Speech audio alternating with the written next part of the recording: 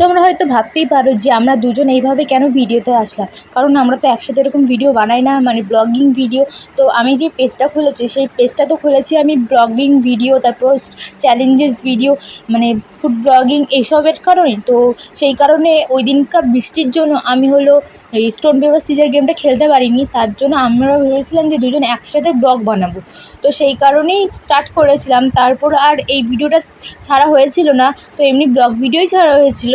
তো সেদিন আমরা কি করেছিলাম, সেদিন আমরা চিকেন কষা রান্না করেছিলাম, যে ভেবেছিলাম কি এই রেসিপিটা তোমাদের সাথে শেয়ার করবো, আমরা দুজন একসাথে রান্না।